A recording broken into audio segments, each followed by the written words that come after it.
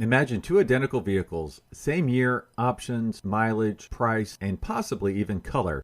The only difference? One had $15,000 in collision repairs. Which one would you buy? The undamaged one, because clean vehicle history preserves value. That's what diminished value is, the loss of your vehicle's worth after an accident, even if it's repaired perfectly. Supercarclaims.com can assist owners nationwide in the recovery of diminished value and loss of use due to the negligence of another party. When it comes to exotic, collectible, and high-end vehicles, damage history will significantly reduce resale value. Don't let a dirty vehicle cost you. They are not just lawyers, they are car enthusiasts and collectors fighting for your rightful compensation. Free consultation, performance-based services. You don't pay unless we win for you.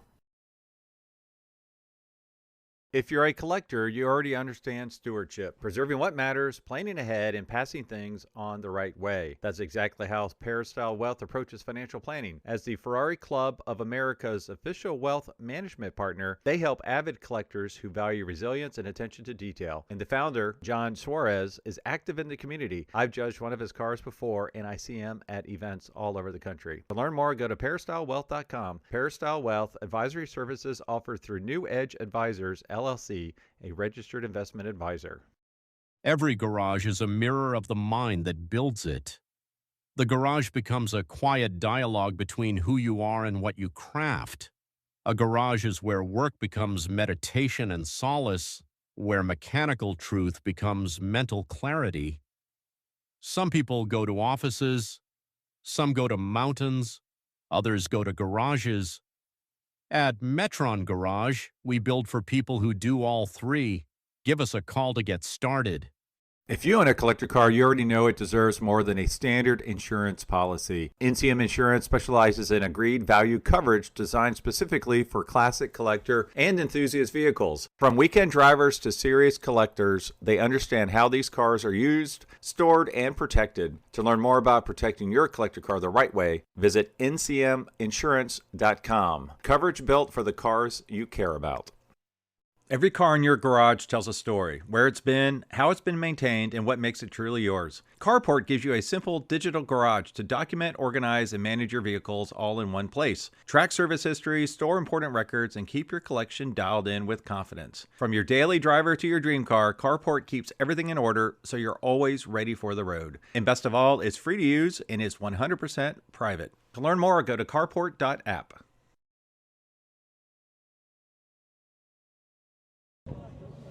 All right, now I have Harrison Platts here, car specialist with Broad Arrow, and he's brought two incredible cars to the auction. They look very similar, but they could not be more different, yet they have the same estimate. So, Harrison, tell us about these cars. Would love to. Both of these cars came out from Annapolis, Maryland, from the same collection. Both cars red, very important European Carrera RS 964 vehicles. One is what they call a basic, and the other one is an NGT or a Club Sport version. When I went over these cars, the reason we brought both of them to this auction is we feel they kind of appeal to two different markets, right? So the basic, probably, arguably, is out of the two a little bit more comfortable, and the NGT being a little bit more hardcore. Both of these cars, as the Carrera RS, if I'm going to back up a little bit, lighter weight, thinner glass, aluminum lids, lower ground clearance, magnesium wheels, less sound deadening, different seats, all that good stuff. The NGT, even less sound deadening, fully welded in roll cage. Interestingly enough, very similar in actual overall weight, but the same estimate of 275 to 325, because albeit the NGT they made far less of than the basic, it appeals to the more hardcore enthusiast, whereas someone who's going to have the basic car is probably going to be more of a Sunday driver, albeit a more of a hardcore driver than a classic Carrera 2 or Carrera 4 guy or gal. But both cars equally as exquisite, and I'm going to have my friend Nathan come over here and talk to me a little bit more about them. Oh, wow. Look at these, two of my favorite cars. Nathan, tell us a little bit what you do real quick. So I do a lot of things in the Porsche space. I own Columbia Valley Luxury Cars out of Seattle, Washington. Probably most well known, I do a lot of the YouTube content for the Porsche Club America. Sure. And most importantly, I'm good friends with Harrison here. So, Perfect. Even better. And I actually worked at a Porsche dealer where 964s were new, so I have a really soft spot for these cars. And of course, we sadly never got these cars here in the U.S. And it's one of those cars the thing I like about these cars is, unlike a modern RS, like when a modern GT3 RS or a GT2 RS pulls up, it's making a very loud statement. I almost think kind of almost not typical for the Porsche brand. Porsche to me was always like more of a discreet, low-key kind of car, an everyman's car, if you will. The modern RS cars and all the scoops and wings and aero and black hood, scaffolding, and carbon and graphics. Whereas this car, if you don't know anything about it, 99% of the motoring world would just go, oh, it's a 911. Only the real aficionado really will get into this car. I love that about it. The other thing that's cool is if you look at the spec sheet on this car, and I say this as a compliment, it's totally unimpressive. You'd be like, well, okay, a little bit here, but it's one of those cars where they made 250 little changes that each by itself will be inconsequential, and even 10 of those changes will be inconsequential, but the total package is unbelievable. In fact, just a few days ago, before I came here, I got to drive the next-gen car. I drove a 993 C2S, speed yellow, and then immediately jumped into a 993 RS in speed yellow. And the same car, in theory, could not have been more different. So I had a very similar experience when I was going out to take a look at these cars. A very dear friend of mine who introduced me to the collection has a 964 C2. Yeah. We drove that out there to go take a look at the cars, and we did it back to back between actually all three. Yeah. And it was just, it was magical. I mean, what's interesting about 964 Carrera RSs, and correct me if I'm wrong, but really it's the first time Porsche did the street-going version of the RS proper 911 since 1973. So when I get into one of these cars, and they also have three different versions, right? Yep. They've got the basic, Yep. they've got the lightweight or NGT, and they have the touring. Yeah. The touring has a few additions like air conditioning and a little bit more sound deadening, different seats. Yeah. But this is one of the most analog, satisfying driving experiences you can have. If you asked me whether I wanted to get into a 964 Carrera RS basic or an NGT or any of the modern equivalent RSs, I would take the 964 every single time. It has all the power you need, a perfect handling position, the steering's fantastic, the braking is there, you can drive all of the car, and you will not be able to do it without having a smile on your face. It's fantastic. It's one of my, like you, I mean, this is the car to have. All right, so I think you just answered the question, but of these two, if I gave you the keys, you keep it forever, which one would you pick and why? And this is for both of you. Fair enough. So, like I was saying previously, people think that the NGT is far lighter than the basic. There's a few main differences, and you probably know a little bit more of this than I do. Obviously, the seats are different. There's less sound deadening of this than this car has as a C2 or C4, but there's even less sound deadening and interior materials here than in the basic. Additionally, of course, it has the fully welded-in roll cage. So whatever weight they took out of this, Bingo. they then added the the weight back in because they have the roll cage. So actually they weigh about the same. So the power to weight ratio is very similar. And being that I like to drive my cars on the street more than what is arguably a street legal race car, I would probably go with the basic. Plus I'm absolutely obsessed with the basics Recaro seats. Yeah. They fit perfectly in them every single time. And my back never gets tired, my arms get, it's right for me. So personally, it would be the basic. Oh, so good answer. So I feel almost exactly the same way, although I love the Perlon seats. So if I could swap the seats into the basic, to me, the NGT, I love it if I was a wealthy enough guy that I could use the car as intended. But I'd actually want one not in this condition. I would want one that's a little bit banged up, maybe had some competition history. That would be really intriguing. And then have the street version to drive to the track to then drive this car. But for a road car, I'm absolutely going to go this way. And I'll twist it a little bit. My favorite version, controversial, is the Touring. They built 76 of them. Yeah. Uber rare to find, but they add just enough few things that make these cars really nice. Like, I'll be honest, air conditioning, call me a weenie. These cars don't ventilate well. They don't have a sunroof. They don't have rear pop-outs. They weren't really designed to ventilate, so not having AC makes them a little bit limited use case. Thank God I live in Seattle. It's awesome for Seattle or Monterey. I wouldn't want to have it in Houston. I have to interject for a moment because I like to pretend I'm as hardcore as I used to be, and I daily drove a 78 911 SC, which you've seen for a decade, but now when I go to client visits, I don't have to bring, with something with air conditioning, I don't have to bring 3 or 4 different polo shirts to change it before every single meeting. So like literally the only thing, and I like to drive a hardcore car for the street every day, or hardcore-ish. So having air conditioning, also for safety, the temperature changes in the Northeast a lot, and be able to dehumidify when it's raining outside is kind of important. So the touring is super neat, and the seats are fantastic as well. Really so you're right. Between these two, I would do the basic. If a touring was available, especially because of the uniqueness that they only made, a very select few, I'd probably go for the touring also. Now, because I want to own this car, we should say bad things about it so it doesn't meet its auction Okay, so estimate. what's really great about this terrible car is, I mean, there are certain things that, whether you like them or not, are important to the community at large. For example, if you look at the paint on this car, the thicknesses are actually measuring out to be all factory thicknesses on this. Well, basic. you'll like this. I already went cheated through. on you, so I already looked at this. Well, thing, if you look online, there's and I always sign my sheet and Alco meter and whatever. But I trust him, but trust but verify. Yeah, right? exactly. Yeah. What are you saying? What are you saying? I mean, but I mean, this car's lived a very good life. Yeah. It's had a great service history. It's unmodified. It's just an absolute blast to drive. It's been taken care of by the right people, and like you were talking about earlier, I'm also a Mercedes-Benz guy. If it's the non-Mercedes-Benz car of my choice would 100% be this car. Not taking away the fact that this is also a very good representation of the NGT, but I'm biased towards the basic a little bit. Thanks, guys, so much. I appreciate it. And let's go look at that Mercedes, okay? Yeah, we can do that. All right, I think this is going to be the cover car for my next book, The Enthusiast Guide to Porsche. So I was looking for a light blue car, and I came across this one. I specifically wanted a 930 turbo with the whale tail. So as soon as I saw this here at the Broad Arrow auctions, I ran towards it, and I just thought it was stunning, but it gets even better. First off, it has the lovely decal package. First off, it's unrestored.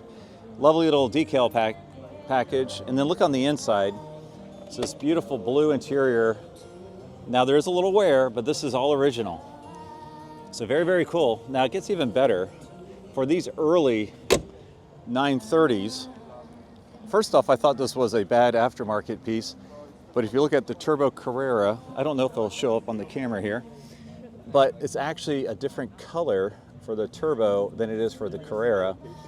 But that's actually one of the ways you can tell it is an unrestored original car. So when the Enthusiast Guide to Porsches come out, I think this will be the cover car, and I'll get a nice little blurb there explaining how special this car is. And it was the New York Auto Show car as well. So very, very cool. All right, I have car expert extraordinaire Andy Reid. How you doing today? Good, thanks. Hey man, I appreciate you covering this car. This is one of my favorite cars of all time. So especially this version. Yes. So tell us about it. Okay, this is what year are you? It's a 1966 Ferrari 275 GTB4 alloy body, which means the body, unlike the standard body car, is made out of aluminum, the entire body. Where there are aluminum bits in the other ones, this whole body is aluminum. It's one of 60? Yeah, 60 alloy body cars, I was right, that were ever built, making it pretty much top of the heap for the 275. The thing I find amazing about this is the Ferrari design language that happens in this car that we see pieces of in the Daytona, in the 550, in the 575, the 599. This is the origin point for Ferrari's V12 front engine design language that continues today. There's still cues here and there, but to me this is also one of the most gorgeous GT cars ever built, period. I totally agree. This is my favorite Ferrari, and fun fact, you know this, but as a Ferrari judge, the easiest way you can tell this is an alloy body car is by the little seams right here. Yep. On the roof. Yep. There's two of them. Little crescent here and there. Yep. Yep. And that's like, all right, if you don't know for sure, and you don't have a magnet, that's the way to do it, right? Well, you can do the tap trick, but no one likes that because it sounds different. Like that. Or the minute you open a door, right? Because the doors weigh nothing. You're like, oh wow, that's not steel. Right. No, these are lovely cars. Interestingly, in the market space, these cars were $4 million for a while. They've dropped a little bit, like a lot of 60s stuff. This is a car that is being unjustly pigeonholed and collected with the other 60s cars that are less fun to drive. This is, unlike a 250 series car, the 275, this is a real driver's car. This is a sorted out, great steering, good brakes, terrific engine, good chassis car. To me, it's like the first modern V12 Ferrari is this. And steering amazingly is light. These cars are 150, 160 mile an hour cars. I've had one of these at $1.50 on the interstate. These are amazing things. I barely fit in it, but I do. I'm 6'4", so if you're wondering, you probably fit. And they're wonderful things. They do everything a Ferrari V12 GT car is supposed to do. They're absolutely stunning. And another fun thing is you have the short wheelbase, you have the long wheelbase. Yep. And what's interesting is you lose the Cavallino from the egg crate grill. Yep. I'm trying to remember which one loses it, but one of them has the Cavallino. Yeah, and one of them doesn't. Which one is this? This is the long? Long. So long wheelbase, short wheelbase, you would see the Cavallino. Yep. Prancing horse in the egg crate. It's also alloy, it's probably weight. Yeah, and also weight. So. I'm making that up, that's not, but I mean, but no, these things, I mean, the lines of the fenders, everything about this car is glorious. It's haunches on the back. You betcha. Yeah. There's like a lot of Aston Martin DB4 GT stuff in some of those lines. There's similar kind of a design spec. Well, thank you so much, Andy. I appreciate Thanks, it. Greg. All right, Harrison, you're the Mercedes expert of Mercedes experts. So why don't you tell us a little bit about this nice Pagoda? Sure. So 2DSL, that has been a big topic of conversation this year at our Quail Broad Arrow auction. Clearly a color combination that's highly sought after. You know, there's a lot of bits and pieces of these cars that people like to talk about, and one of them is the notches that are the inside of the headlight buckets. Okay. And I'd like to bring a little bit of, I'd like to right bring there. a little bit of light to that. So I grew up in a restoration. Light, get it? Headlights, light, nice.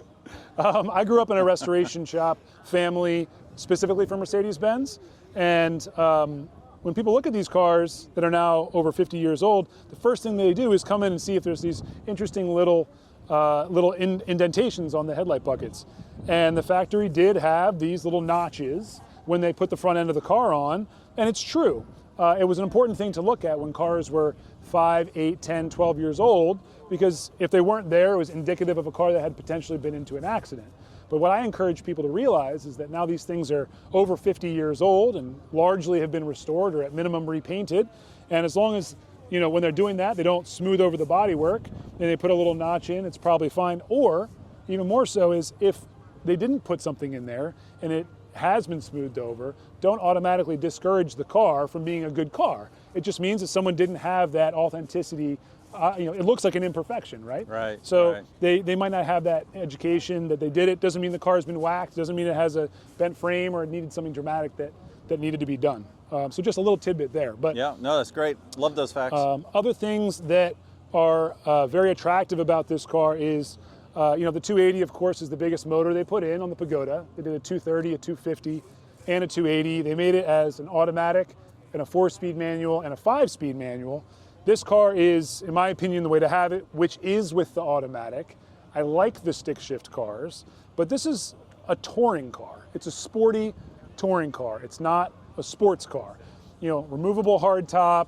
It's very quiet and comfortable in the cabin. This car also has air conditioning, which, you know, if you have it up to snuff, will take the humidity out of the air and make it, you know, palatable on a hot day. It's certainly not going to be like a modern car, but it'll make it acceptable. So the Pagoda roof is just timeless design.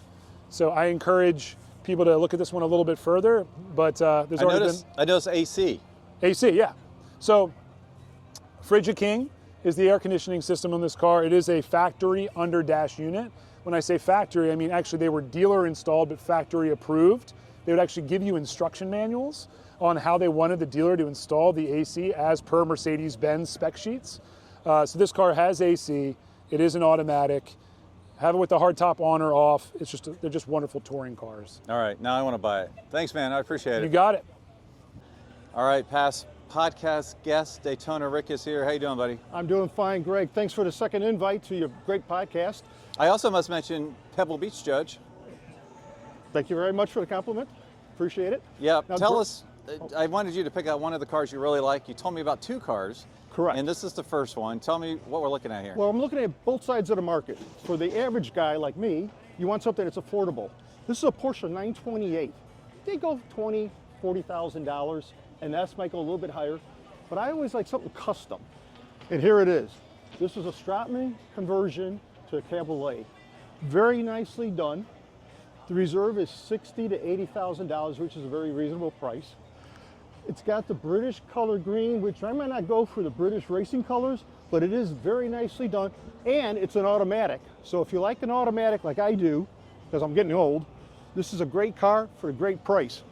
And it actually looks really good for a cabriolet. You might think a 928 would. It looks great, and the interior looks very fresh. Well, Stockman has always been known to do very great conversions. They did a lot of the Daytona coupes to Spiders, very well known, very professionally done. They did a couple of Testarossas, and they've done the Porsche. And now, what's the other car we want to look at? The other car we want to go see is the Ferrari Enzo. Well, there we go. Let's go look at it. Okay, let's do it. Okay, Greg, you asked me what's the high-end car I like here at Broad Arrow. To me, you can't beat out the Ferrari Enzo. And a beautiful color combination. Beautiful deep black and that bright red interior. You can't see it, but it's a beautiful red leather interior. This has gone up in price. It's never going to go down. I think there's no reserve on this car, I believe. And I think it's starting at $9 million to $11 million. So if you have the money, highly recommend it. On a side note, he asked me what I'm doing. Well, we're involved in Chicago. We're going to start with the Chicago Concourse is coming back. Turning 27, we're going to start with 1980 and above cars, so slightly different type of concourse. Hope to see you out there.